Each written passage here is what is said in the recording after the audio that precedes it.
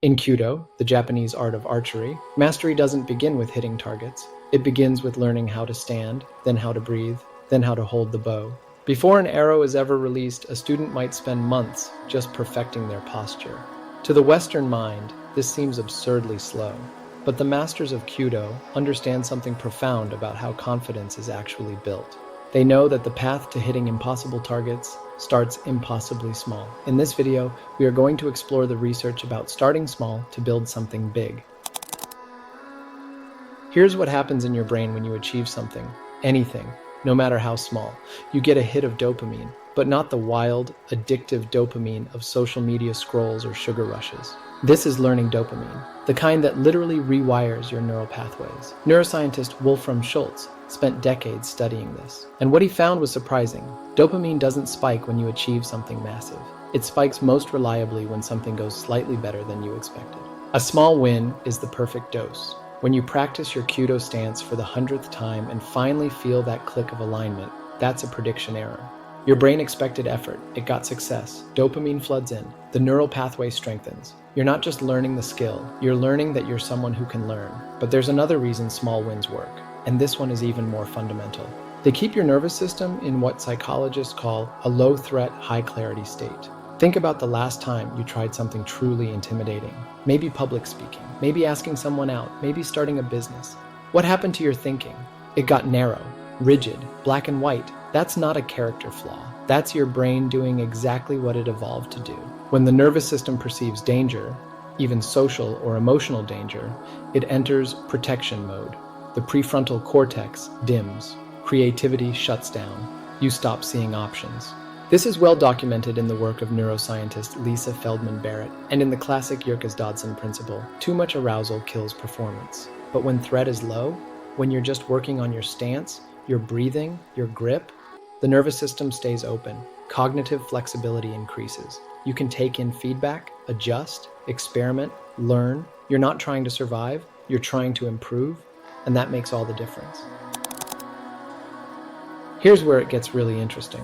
When you stack small wins consistently, day after day, rep after rep, something deeper happens. Your nervous system starts to recalibrate what safe feels like. This comes from polyvagal theory and the work of psychiatrist Dan Siegel and neuroscientist Stephen Porges. Your autonomic nervous system has essentially three modes: ventral vagal, safe and social, calm and curious, sympathetic, fight or flight, mobilized but anxious, dorsal vagal, shutdown, freeze, collapse. Most people trying to build confidence are bouncing between the latter two. They push themselves into high-threat challenges, trigger the sympathetic response, fail or flail, then collapse into shutdown. The Kyudo approach does the opposite.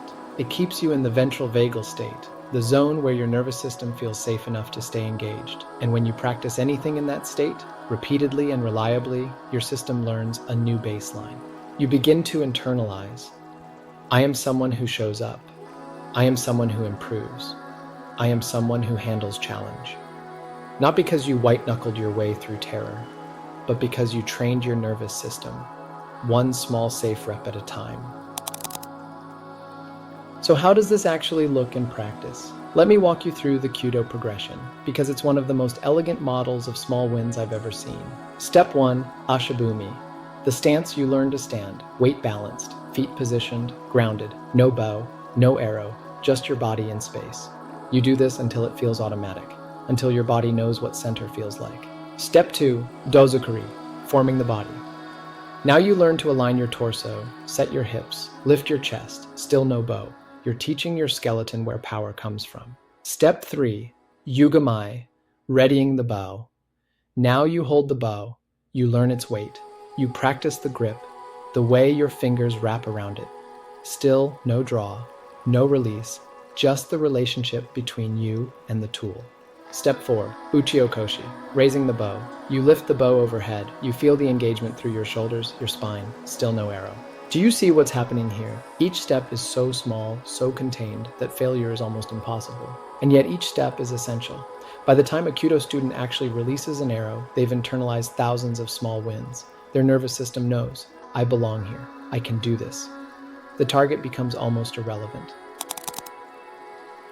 Now, you're probably not learning Kyudo, but you're learning something. Maybe you're trying to build a business, get in shape, learn a language, heal a relationship, overcome anxiety. And chances are, you're starting too big. You're trying to hit the target on day one. Here's what the Kyudo Method would tell you. Break it down further than feels reasonable. If you want to write a book, don't start by writing a chapter. Start by sitting at your desk for 2 minutes. That's the win. If you want to get fit, don't sign up for a marathon, put on your shoes, walk to the end of the block. That's the win. If you want to be more confident socially, don't force yourself into a loud party. Say one sentence to the cashier at the coffee shop. That's the win. This isn't about lowering your standards. It's about honoring how confidence is actually built. Your nervous system doesn't care about your vision board. It cares about evidence. And evidence comes from doing, from small, safe, repeatable reps that prove to your body, I can handle this. I can handle the next thing. I am someone who moves forward. The masters of Kyudo say that in the moment of perfect release, there is no archer and no target. There is only the arrow already in flight. That kind of confidence, the kind where you're no longer trying to be capable, you just are, doesn't come from one big leap. It comes from 10,000 small ones. So start smaller than feels comfortable. Start so small it feels silly. And then show up again tomorrow. Your nervous system is watching. It's learning. And with every tiny win, it's building a version of you that doesn't flinch when it's time to aim. If this resonates with you and you want to go deeper and breaking free of your conditioned patterns, beliefs, and behaviors, join the Change Mindset community. It's for the professionals brave enough to question the old playbook. The Change Mindset community isn't for everyone. It is for those who feel the shift and know they need to adapt before disruption decides for them. Inside the community, we don't just talk about change, we train for it. Neuroscience-backed tools and real-world leadership coaching. This is for people serious about reinvention, not just inspiration. Subscribe to this channel for powerful insights on navigating uncertainty, leading yourself with clarity, and building a mindset built for change. Then visit www.changemindset.co and take our free Change Mindset quiz, 15 self-reflective questions to see if you are ready. Remember, change waits for no one.